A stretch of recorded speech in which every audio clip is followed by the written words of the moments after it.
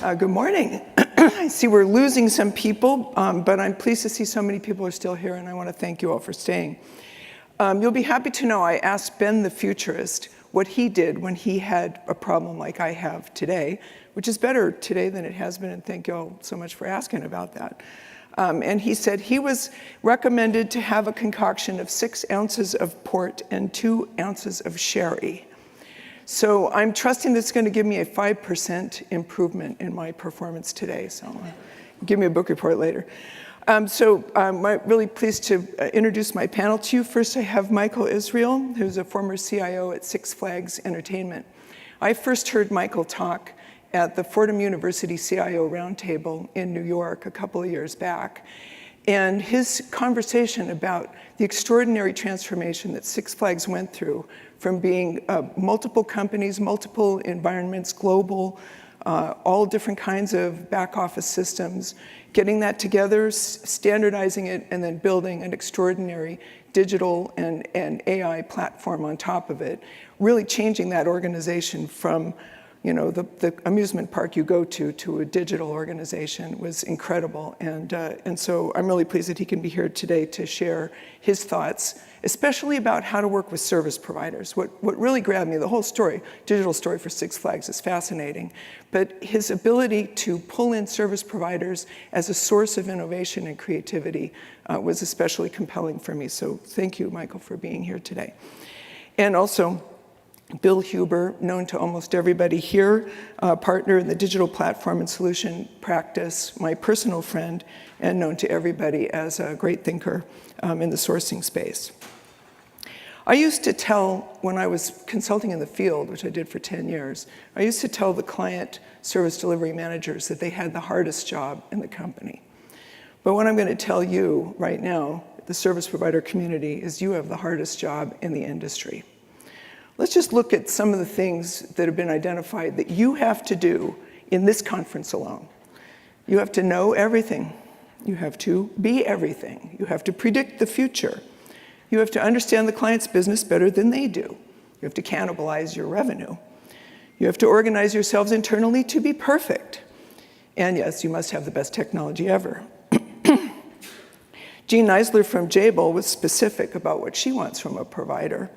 Bring ideas and collaborate. Bring and help with change management. That's a conversation all by itself. Understand what we do at Jabil. Participate in cultural alignment and change. And I think we're going to talk a little bit about how to get closer to clients in today's conversation. And our research says clients are focused on customer experience, agility, cloud, automation. They want to do it fast, and they worry about legacy debt. So it's a lot of stuff.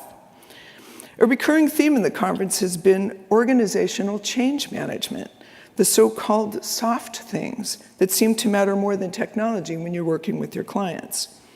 In Esteban's announcement of the ISG Star of Excellence Award, of the 9 attributes that determined your fate with a client, 8 are relationship-based skills. 8. We know from our own research, which I intend to publish before the end of the year, that the client is half of successful relationships and half of unsuccessful relationships. So client behavior is a critical success factor for you. We need to explore this more, and we need to work with you to address this challenge. How can you then gain the confidence of the CIO in this environment and be able to approach a CIO with ideas and innovation while being able to sidestep the perception that you're only there to sell something? And by the way, what's wrong with selling something? I think that's why we're all here. As we'll discuss today, there's a lot of techniques for doing that successfully.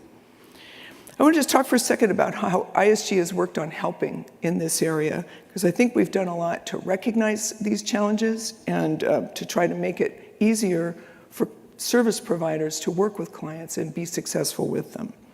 The first and the foremost is ISG Future Source, where we're opening clients' minds to new providers, to seeing things in a different way.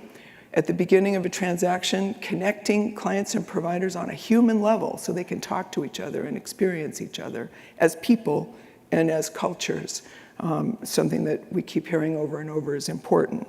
And as you've seen from the quotes in Clay's presentation yesterday, we've had really good feedback so far, and I've sat through a number of them, and they are just fantastic ways to start the process.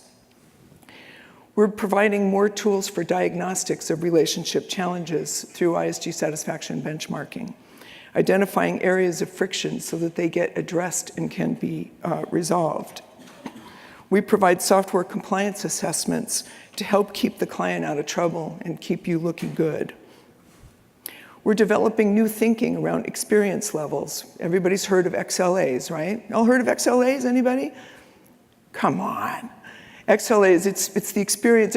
Some people are thinking that experience levels will supplant service levels. We don't actually think that's true.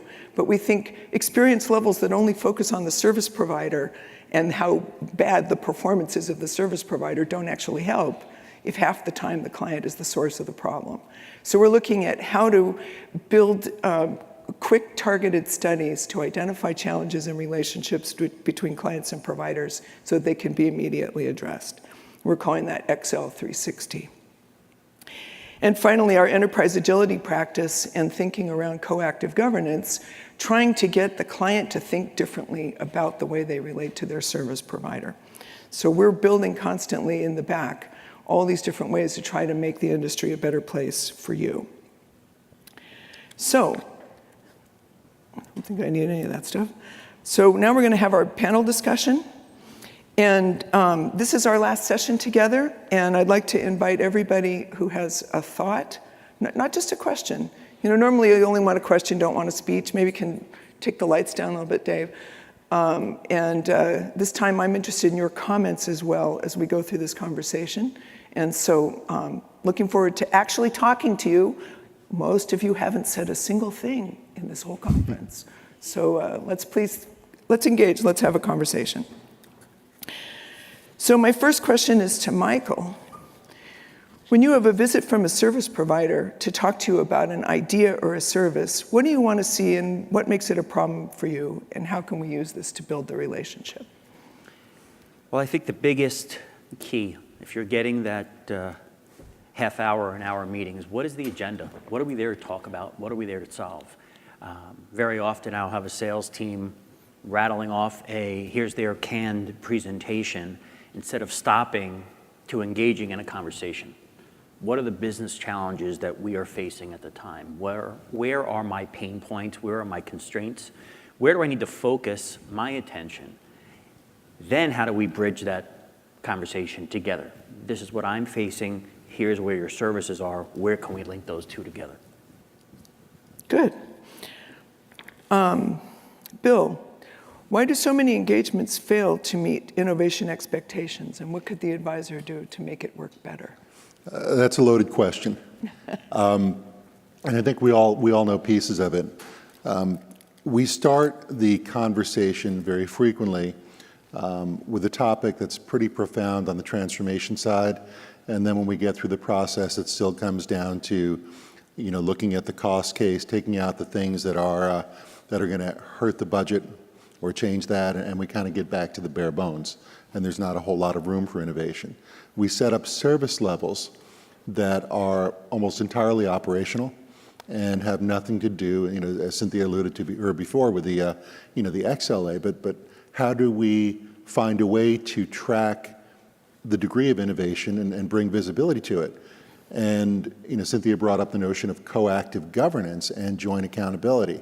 This is not a throw things over the wall in either direction to solve problems. You, as a service provider community, can drive a lot of business outcomes without the active, participation and collaboration with your clients and some joint accountability for those successes. So I think there's a structural problem in how we have traditionally sourced and how we measure success.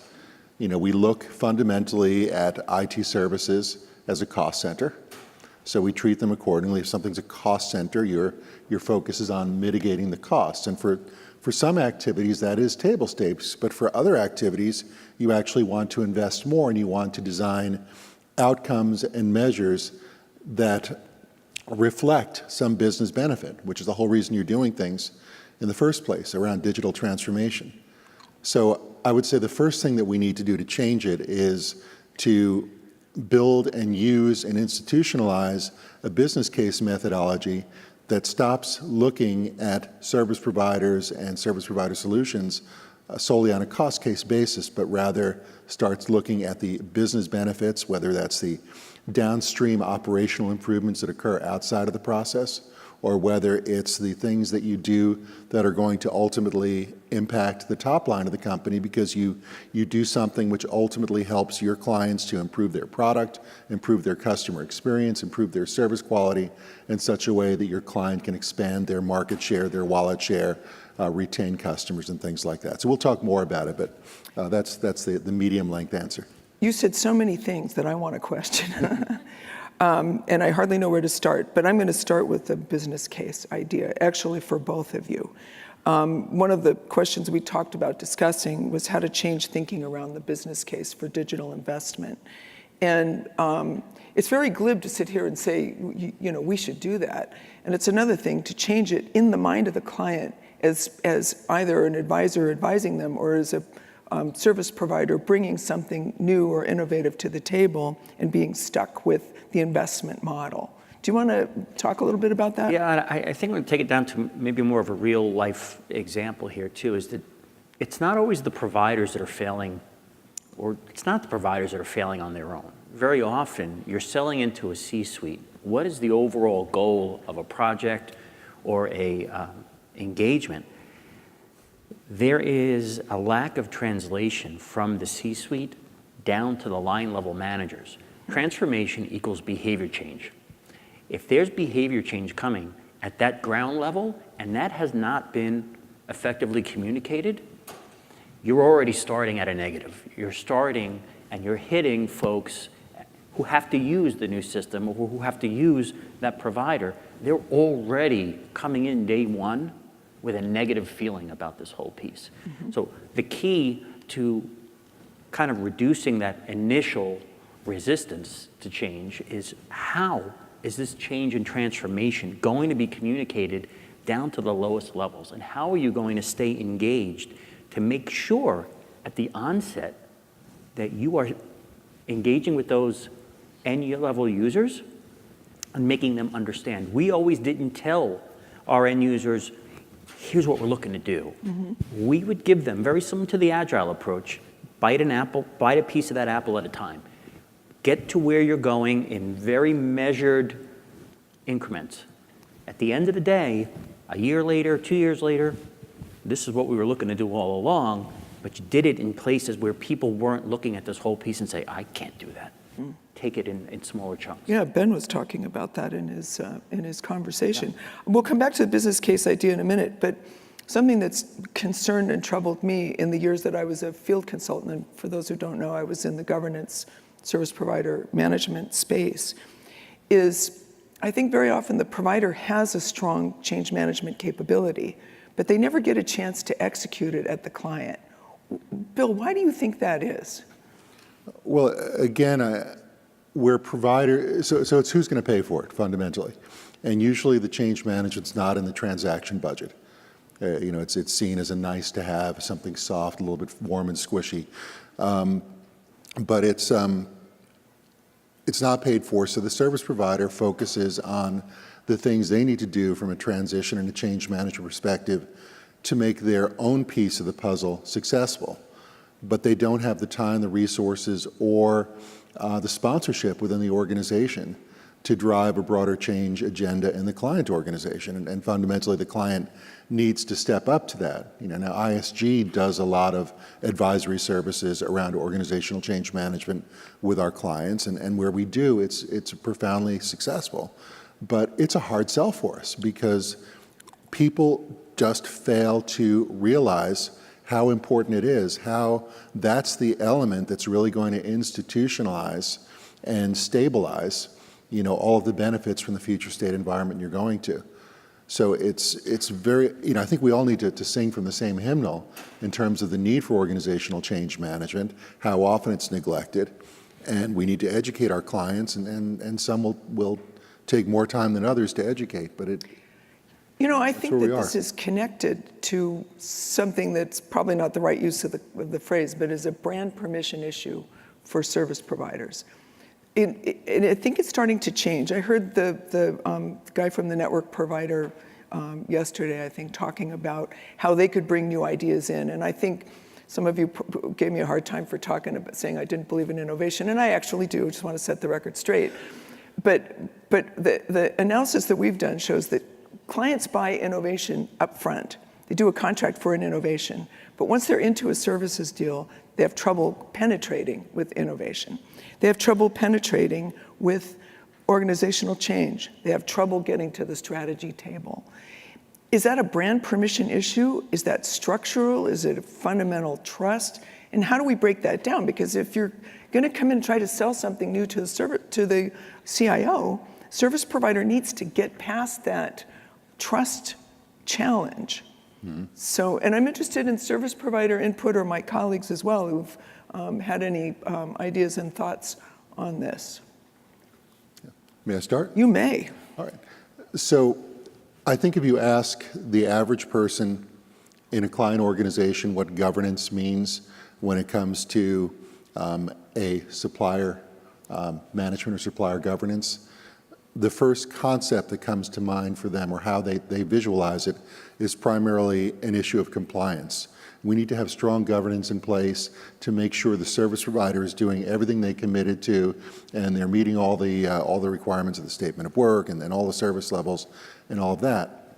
But if you think about the word compliance, right, it's the Borg, right? You will comply, you will be assimilated. It's not, there's no room for collaboration within the word compliance, because collaboration sometimes requires a provider being empowered to step up and say, I could comply with this, but we know more now 6 months later than we collectively knew when we signed this deal. And we actually think we have a better idea and a better approach, because ultimately we think you want to solve your business problem. So, the first thing that I think we need to do, and Cynthia spent years thinking about this and working with others and designing a framework, but the notion of a governance structure that puts innovation and collaboration, at the top of the pyramid of what gets the focus in all of the meetings and what gets measured in some way with joint accountability. So let's say that a service provider is asked as a requirement of their agreement to bring forward a certain innovation ideas every year, and we've seen that in a lot of agreements. We know what happens. They bring forward the innovation ideas and they sit in someone's inbox and they're never dispositioned by the client. So the service provider has nominally met their metric, but no good has happened because there's someone in middle management who the risk-reward profile associated with that innovation idea happens to be above their pay grade, and they're uncertain of how to take it forward. So perhaps a metric that tracks simply what is the velocity of taking those ideas within the client's organization and simply escalating and dispositioning them on a timely basis, right? Put that accountability back on the client. And that's going to not just contractually require the provider to bring new ideas, but it's going to actually be highly motivating. They're going to get excited, and you're going to bring passion back into the game because you're going to be able to build some velocity out of those things as you see more momentum coming out of it. So we need to bring more thinking like that, to drive more, and I think it'll generate more happiness in the industry as well. Tying on to what Bill just said, the future is discussed observation games, and I think that is key to a successful engagement, project, evolution, transformation. I trained my folks to always be using your most basic senses. Look, listen, learn. If we are out in one of our parks, look at how our employees are using the systems we developed. Look at how our guests are engaging with us and how different that has evolved over the past 10, 12 years. How different that is. You can't build an application or build a set of deliverables in a vacuum. The engineers, the developers will be sitting and saying, I think this is the best way to do it. Well, that may be the case, but that may not be adaptable to how the folks do business at the front lines, or how our customers engage with us. Very often we will take our teams into the parks or into our sites, and here's how things are being used. Here's how systems are being used. If we're going to make a change, we have to see how it's going to impact those people who are using it and lead them down the path of adoption. Very often, we'll roll out a system, and then we'll wonder 4 or 5 months later, gee, why isn't it being used? Well, maybe you didn't reinforce your training. Maybe it's not really reflective of how folks are going to use that system or use that set of or we've lacked that true definition of what they require. Look, listen, that was the opposite. Look, listen to what folks are telling you and what your customers are doing on a daily basis. That is key to a successful engagement. Well, I was interested in having you talk also about how you use service providers. You had an interesting team. He'd hired a lot of young people in hospitality as opposed to in IT to help develop the capabilities of the group. But you talked about having innovation days where service providers would come and present ideas. And I personally think this is a great idea. You know, it gives a chance for several companies to come in and go through use cases or different ideas. And I'd be interested in how, if you talk a little bit about that. Sure. We, Six Flags, it's 20 somewhat parks around the country and some international sites, but we are not Disney. We're not we're not a destination. You're not coming to us for a week and staying in our hotels, and you're just not Disney. So we don't have that level of guests. We don't have the budget that Disney has. But we love to learn from our other peers in the industry. So while Disney may be spending $1 billion on RFID wristbands, we would sit in an innovation meeting with our partners and say, how do we do the same thing with our budgets? How do we onboard guests easier? And we moved to simple barcode and biometric processes to track our guests, to look at how they spend, to look and bring all that data in place. But that whole function came from sitting in a room with our providers and saying, listen, this is what we are seeing in the industry. Our goal is we need to know, everything that our guest does from the time they buy a ticket to the time they leave the park. And we need to engage with them one-on-one. Historically, the company really only did mass marketing. You bought a ticket, you came, we lost track of you once you did that. Now we need to track and monitor and engage with that guest from the time they buy to, gee, it's 4 o'clock in the afternoon, you're walking towards the front gate, stop, here's a message, here's $10 off a meal, stay, we want you past that dinner. That would not come from my internal team who are dealing with day-to-day what's happening. There's tens of thousands of transactions happening every day. That was our providers coming in to say, here's what we've learned from our other engagements with some of your competitors or some other industries. What would a hotel be doing in this case?